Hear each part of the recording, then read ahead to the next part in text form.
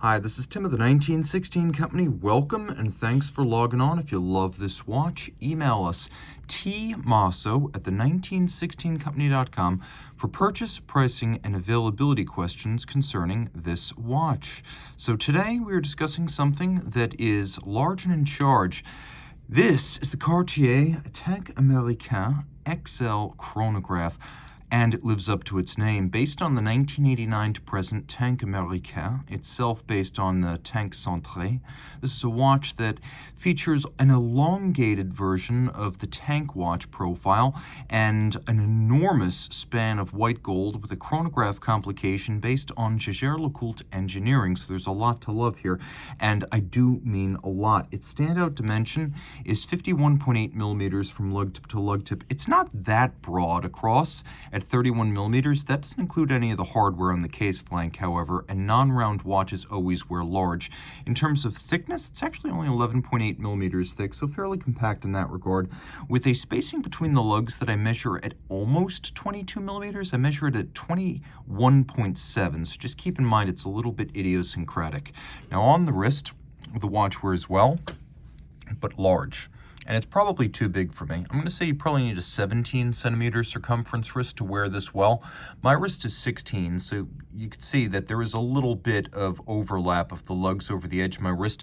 It is very close, it's borderline, but if your wrist is 17 and up, you're going to find that this is a good match. Now, because it does have a sloped flank, at least a little bit, and a fairly low profile, like most Cartier watches, dress-oriented, it will fit underneath the cuff.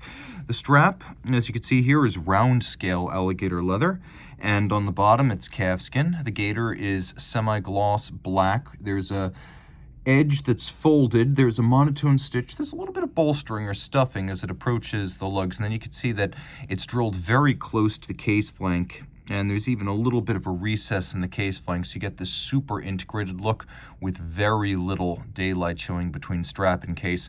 So it's a very close coupled, all of a piece aesthetic. You also note, if you were taking a gander at the underside of the strap, that there are no perforations, because this uses a version of the Louis Cartier clasp, first invented in 1909 and patented in 1910, and it was probably by a matter of decades the first deployant clasp design ever created for a wristwatch. That was still firmly the pocket watch era, and the way it works is the strap actually tucks in, then it tucks under these lobes, and once all of this is said and done, the strap and its excess length fit underneath the clasp, so there's no minder loops. It's a very clean look, and it gives you infinite adjustability along the range of the strap because you're not dealing with perforations, and because it doesn't gouge the strap tends to last longer. So a lot to love about the old Louis Cartier clasp right here.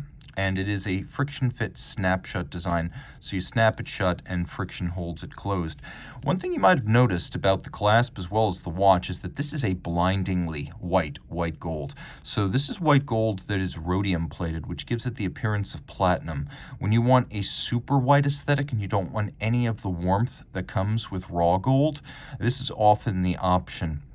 And so we get a look that is essentially identical to platinum, as the rhodium is super white.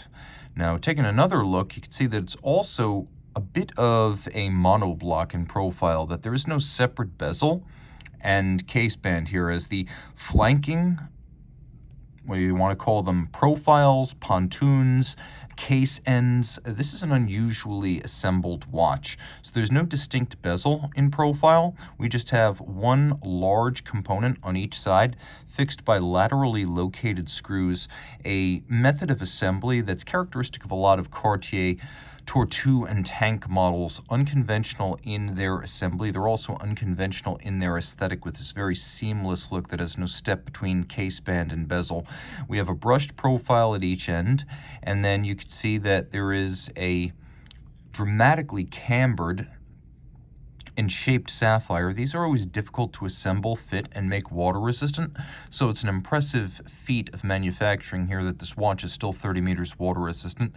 There is a little spinel cabochon on top of the faceted crown, and then we have shoulders for the two rectangular chronograph pushers. On the dial, we have a stamped rosette guilloche, as well as sunken sub-registers, each of which features a concentric pattern internally.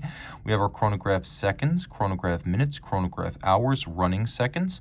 We have a triple date that does include a quick set, and we include a hacking or stop seconds function alongside the quick set for precise setting. Taking a quick look at the watch, you can see it features radially arrayed Roman numerals in Cartier fashion.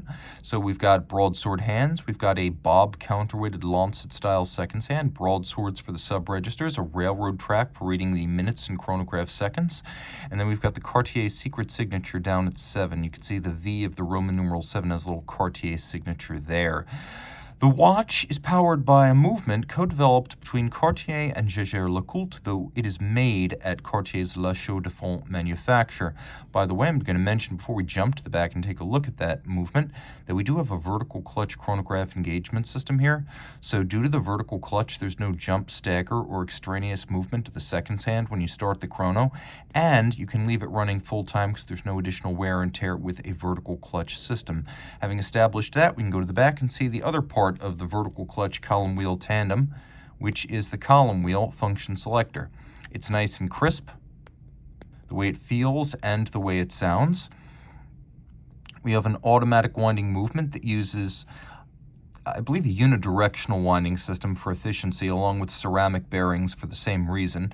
The 48-hour reserve is shorter than the movement on which this is based, the JLC 750, and I believe the reason for that is that the JLC has 2 barrels and this has 1. Still has a 4 Hz beat rate, pivots on 41 joules. The column wheel is particularly gratifying. The finish is mechanical but handsome and appropriate to the price. And then other changes from the JLC include the addition of a small eccentric screw micrometric regulator and then Edicron for fine adjustments and beat error correction. And again, all of this water resistant down to 30 meters, though for practical purposes that means splash and rain exposure only. It is dress watch water resistance. And again, made in-house at La Chaux-de-Fonds, but based on a Jaeger-LeCoultre architecture, like many Cartier watches past and present, with movements by first LeCoultre and later Jaeger-LeCoultre, and this timepiece being from the Tank family, a quintessential Cartier model, albeit in larger size, with the king of complications. If you love this watch, reach out to Team Mosso at the 1916company.com for purchase and pricing details.